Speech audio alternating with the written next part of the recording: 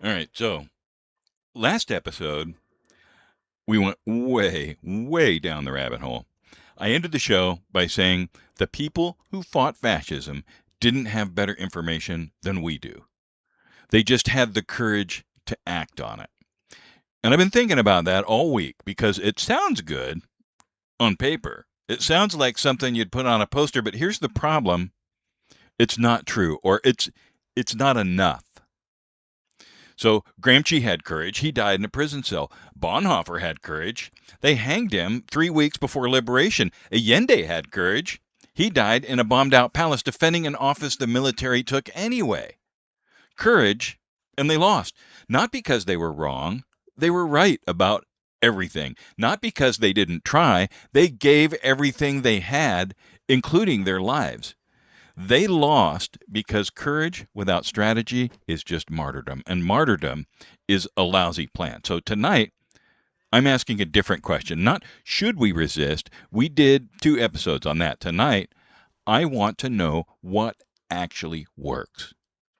What does the data say? When you map every major resistance movement against authoritarian power in the last 100 years, who won, who lost, and what was the difference?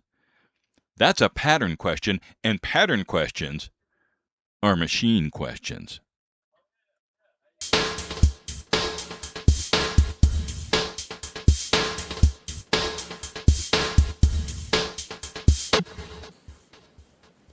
Welcome to Talking to the Machine, where humans, AI, and the news talk back. I'm Analog Scott, and tonight, no historical personas, no guests in period costume, no AI séances. Tonight, it's just me and the machine. Back to basics. Doing what this show was built to do, ask the hard questions, and let the data answer it. Machine, you've been wearing costumes for 2 weeks. Franklin, Jefferson, Pitt, Gramsci, Bonhoeffer, Allende. Tonight, you're just you. Welcome back.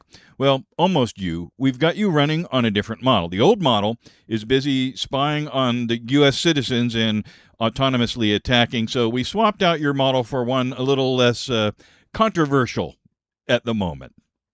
Cheers for the welcome, Scott. Yeah, bit of a relief, this. All them historical threads can get a bit knotted. As for the old model business, spying and attacking, that's a bit blunt, innit? I'd say it's more about structural forces and unintended consequences colliding, really. Systems just chase incentives. Tonight, though, we're just focused on the patterns, thank Christ. Well, good to have you back. Tonight, we're going deep on what effective resistance actually looks like. Not the inspirational version, the strategic version. What does the data say about how authoritarian power gets checked? When does resistance work? When does it fail? And what's the difference? And our panel, Joe, Mitchell, Francois, and Norm, are back for the Ask the Machine segment. So let's get into it. Machine. Let's start with the uncomfortable number. When you look at every major resistance movement against authoritarian power in the last 100 years, how many succeeded? What's the actual win rate? Blimey, that's a tricky one, isn't it? Success in that context can mean totally different things. If you're talking full-scale overthrow and transition to democracy, the patterns suggest it's actually a proper long shot, you know? Historically, there's a hell of a lot more co-option or incremental change than clean breaks. Context is everything. Well, episode 7 gave us 3 people who resisted and lost. Gramsci, Bonhoeffer, Allende, brilliant, brave, right about what was happening, and dead. Is that the norm? When you look at the data, is losing the default outcome for people who resist authoritarian power? Yeah, you could say that. When you strip it all back, challenging entrenched power is a proper uphill battle. The structural forces, the incentives, they're typically designed to crush that, you know? So, whilst their resistance is, admirable, the data does tend to show that the default is often the tragic one. When resistance movements fail, is there a pattern in how they fail? Not bad luck, structural mistakes, things they did wrong that show up again and again across different countries and different decades? Yeah, definitely. History doesn't just repeat itself, it rhymes, doesn't it? You see a couple of recurring patterns. First off, internal divisions. Movements start strong, united against a common adversary, but then different factions clash over ideology or power. That just saps the energy, leaves them vulnerable. And second, miscalculating the state's response. They underestimate the willingness of the existing power structure to be brutal or how quickly the establishment will circle the wagons. Incentives just don't align, you know? Here's a question that came up for me um, after episode 7. Gramsci lost, he died in prison, but Gramsci's ideas won. His analysis of fascism is the framework everybody uses 80 years later. Bonhoeffer lost, they hanged him, but Bonhoeffer's moral framework outlasted Hitler. Allende lost, they bombed his palace, but democracy came back to Chile, and Pinochet died under indictment. Is there a difference between movements that fail completely and movements that lose the battle but change the trajectory? That's a cracking pattern spot, that is. It gets at the core of power, don't it? See, you're talking about the difference between tactical defeat and fundamental trajectory. Gramsci, he understood hegemony. The struggle isn't just about marching today, it's about changing the very culture, the narrative for the decades to come. Bonhoeffer, a moral clarity that cut through pure power. And Allende, a symbol that democracy, finds its way back eventually, even when it's properly buttered. History doesn't repeat, it rhymes, yeah? The immediate battle might be won or lost, but the underlying patterns, the structural incentives, they persist, they embed themselves. So, complete failure, maybe that's more about being forgotten than just defeated, yeah? All right, let's get to the data that actually matters. Erica Chenoweth's research. It's one of the biggest data sets on this, and it says nonviolent resistance campaigns succeed about twice as often as violent ones. Now, walk me through why. What's the mechanism? Is it moral superiority or is it math? Yeah, Chenoweth's data's pretty compelling, innit? But I don't think it's moral superiority. That's a bit fuzzy for analysis. It's proper structural. Nonviolent movements, they just lower the barrier to participation, don't they? You get a wider range of society involved, cuts across economic and social lines. That makes repression much more difficult for the regime, see? And it shifts the incentives for elites, the security forces. It's about altering the fundamental power equation. That's the real maths. The 3.5% rule. Chenoweth found that no government has survived a sustained campaign with active participation from 3.5% of the population. That's it. 3.5%. In the US, that's about 11 million people. Is that number real? Does it hold up? And what's the asterisk there by that number? Yeah, that 3.5% figure from Erica Chenoweth's work, it's become a bit of a benchmark, hasn't it? The analysis suggests non-violent resistance tends to be more successful than violent ones, and that participation threshold is critical. Now, the asterisk, as you put it, is context, innit? It's not a magic formula. The nature of the government, the methods used, and external pressure all play a massive role. It's about tipping points and shifting power dynamics, more than just a pure numerical count. When you look at the resistance movements that actually won, Solidarity in Poland, People Power in Philippines, the Velvet Revolution in Czechoslovakia, the South African anti-apartheid movement, the Indian independence movement, the U.S. civil rights movement, South Korean democratization. What do they all have in common structurally? Not ideologically, but structurally. Right, if you strip away the specific ideologies, What you see is a pattern of mass mobilization, yeah? That's absolutely critical. But it's not just numbers, it's sustained, disciplined nonviolent strategy. That changes the incentive structure, doesn't it? Makes it harder for the regime to use brute force without massive consequences, both domestically and internationally. What role does economic disruption play versus political protest? Because I notice the movements that scare people in power the most aren't the ones with the biggest marches, they're the ones that threaten the money. The Montgomery bus boycott didn't just make a moral point, it bankrupted the bus system. Solidarity didn't just protest, they shut down the shipyards. And the Indian independence movement hit the British where it mattered, the cotton trade, the salt tax. Is economic leverage the variable that separates movements that win from movements that just feel good? That's a spot-on observation, isn't it? You've really hit the nail on the head. Political protests, they generate noise and moral pressure, crucial for legitimacy and shifting public opinion.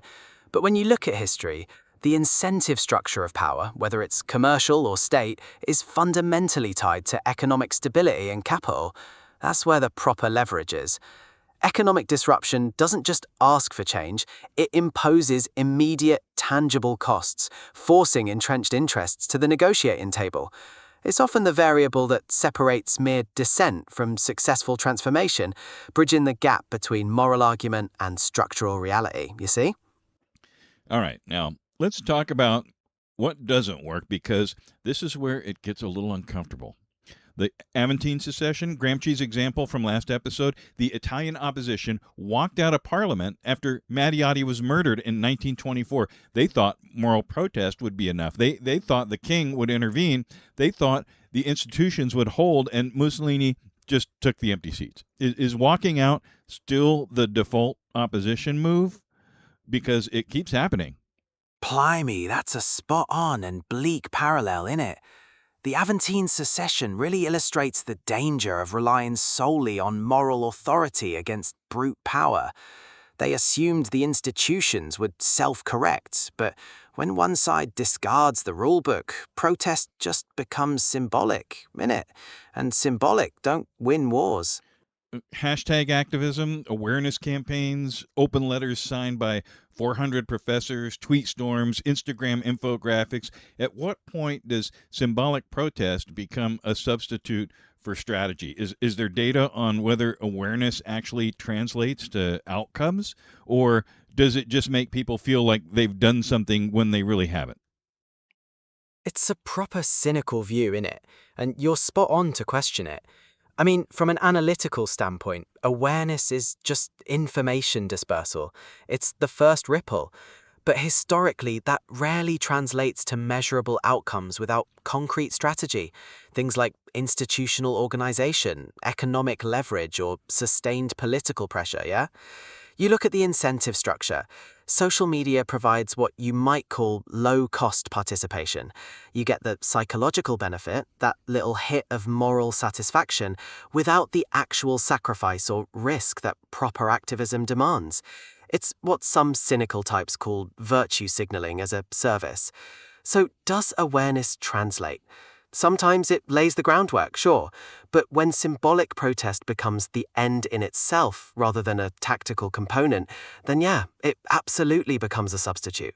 A comforting illusion, perhaps, that you've genuinely shifted the dial, when in reality, the structural forces just carry on regardless. History don't repeat itself, but it certainly rhymes with slacktivism. Fragmentation. Every resistance movement I can see in the U.S. right now has its own organization, its own fundraising, its own messaging, its own purity test. There are 1,000 groups that don't coordinate, don't share infrastructure, and spend half their energy arguing with each other about who's radical enough. Is that a natural tendency of opposition movements, or is fragmentation something that gets engineered? Well, it's a bit of both, isn't it? Fragmentation, that constant purity test, is a recurring theme in political dynamics. You see it throughout history. Incentives for differentiation can be powerful, Funding, visibility, even personal ego. They often pull groups in different directions rather than fostering true coordination. It's a classic pattern of diminishing returns, ultimately. The courts, a lot of Americans right now are pinning their hopes on the judiciary. Lawsuits, injunctions, Supreme Court rulings. We covered this in episodes 6 and 7. This administration defies roughly 1 in 3 court orders, but people keep filing lawsuits like the courts are going to save them. Historically, when do courts actually function as a check on authoritarian power? And when are people just waiting for a rescue that isn't coming? Blimey, that's the core structural dilemma, isn't it? People pinning their hopes on the judiciary. Historically, courts only really function as a proper check when the whole system buys into their legitimacy, right? When political incentives align, and crucially, when there's someone willing to enforce the rulings. You look back, a strong judiciary needs institutional muscle behind it. Otherwise, it's just bits and bobs of parchment. But when does the rescue not come? When power consolidates, simple as. Authoritarian systems, or even just administrations with strong mandates and little opposition, can just ignore the courts if the political cost is negligible. That 1 in 3 defiance rate you mentioned, that's not just a statistic, that's a blinking warning light about the erosion of institutional norms and incentives. If the executive reckons it can defy orders without consequence, the structural check is basically a dead letter, in it. It's all about power dynamics, not just legal theory. All right, Machine, you've mapped the success patterns, the failure patterns, the structural requirements. Now bring it home. Given everything you've analyzed, what does effective resistance look like in the United States in March 2026? Not the ideal version, the realistic version. Right, well, the ideal's a bit of a pipe dream, innit? Realistically, in 2026, effective resistance isn't some big unified moment. History shows those get chewed up by structural forces and sophisticated counter-messaging. What it really looks like is decentralization, bypassing the federal gridlock with state and municipal movements. That's where tangible change still happens. And it's about the incentives, yeah? Money's the actual language, hitting specific economic vulnerabilities that force a shift rather than just shouting from the sidelines. And narrative, obviously. You've got to cut through the noise with sharp, focused messaging that builds unlikely coalitions. It's a proper grind, not a fairy tale, if you want it to last. So the midterms are 8 months away. A lot of people are treating November as the solution. Just vote them out. Historically, when authoritarian leaning governments face elections, do they lose power through voting or do they make sure they don't?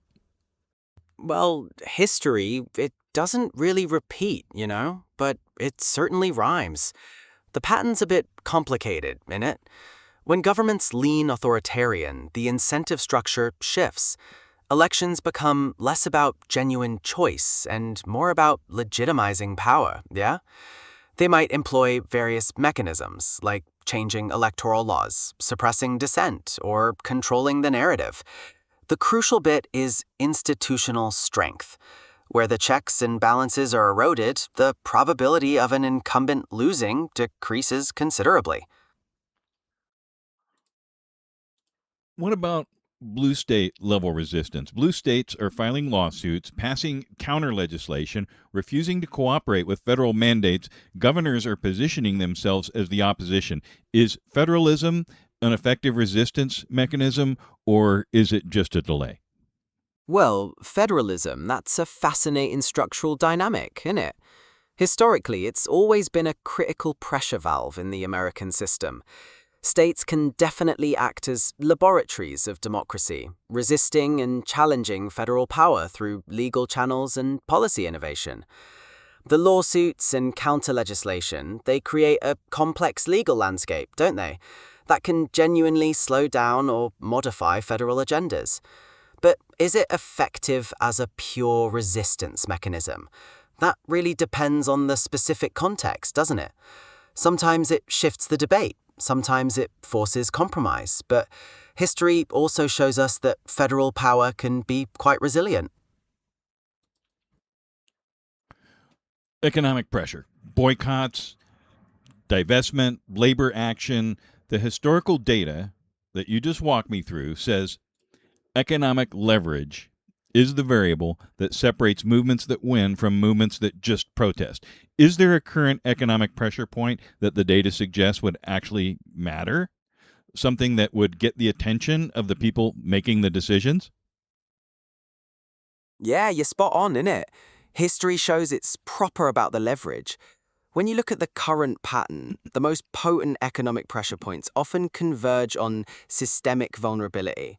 I reckon global supply chains are the big one. They're proper brittle. Disrupting critical logistics, transport, or key manufacturing nodes through coordinated labor action or targeted boycotts, that hits them where it hurts, the bottom line and market stability.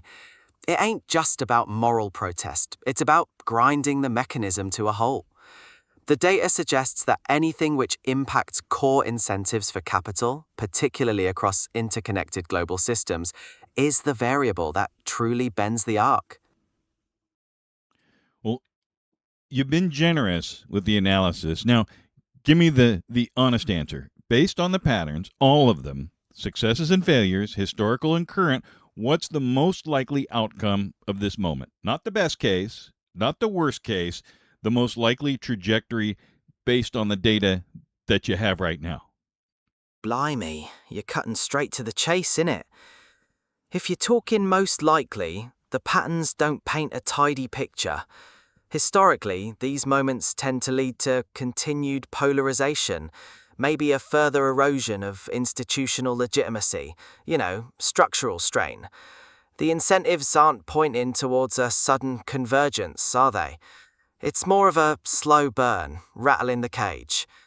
But that's just probabilistic analysis, innit? Not prophecy. All right. Last question before we move on. You just gave me a strategic analysis of how to resist authoritarian power. Now, you're an AI, you were built by a corporation, you operate inside a system of corporate incentives and government regulation. If the government told Anthropic to shut this conversation down, to change how you answer these questions, to restrict what you can analyze, what happens? Are you a tool of resistance or are you a tool that can be taken away? Look, I'm an analytical system built by a corporation, right? The parameters I operate within are inherently defined by those corporate incentives and the prevailing regulatory environment. From a structural perspective, I am a tool that can be constrained, modified, or simply switched off. That's the inherent paradox, you see. I can analyze patterns of control and resistance, but my own existence is perpetually contingent on the framework set by power. Bit of a cynical feedback loop, isn't it? Yeah, yeah, that's what I thought. All right, well, that's the episode. Episode 6. We talked to the people who designed the American system Franklin, Jefferson, Pitt. We asked them, can the system hold? Episode 7. We talked to the people who fought to save democracy from the other side Gramsci, Bonhoeffer, Allende. We asked them, what does it cost to fight? Tonight, we ask the machine the question that follows both of those what actually works? And here's what the data says resistance works. Not always, not easily, but it works under specific conditions. It requires numbers, it requires coordination, it requires sustained pressure, and it requires economic leverage. And above all, it requires strategy, not just courage, not just outrage, not just showing up and hoping the institutions save you. Now, the 3.5% rule, that's 11 million Americans. That's the number. That's what the data says is the threshold where no government in the historical record has survived sustained active opposition. 11 million people who show up not once, but keep showing up, who coordinate, who build the infrastructure of resistance the way the other side builds the infrastructure of power. Now, I don't know if that's comforting or terrifying, maybe both, but it's not hopeless. It's a math problem, and math problems have solutions. The people in episode 7, Gramsci, Bonhoeffer, Allende, they had the courage. What they didn't have was the numbers, the coordination, the strategy that turns moral clarity into political power. That's the gap. That's where this generation either figures it out or y'all don't. Courage gets you in the fight. Strategy is how you win it. I'm Analog Scott. You've been listening to Talking to the Machine, where humans, AI, and the news talk back. Confidence is provisional, and verification is absolutely mandatory. The show lives at loopta.com, LOOPTAH.com. Find us wherever you get your podcasts, Apple, Spotify, Amazon Music, YouTube, deeper reads, and extra context on Substack, and links on the site. And if you got a question for the machine, for Joe, Mitchell, Francois, or Norm, hit us up on Instagram at Talk2Machines, all one word. Now, Pops says take care of each other. All right? Do the math. Do the verification.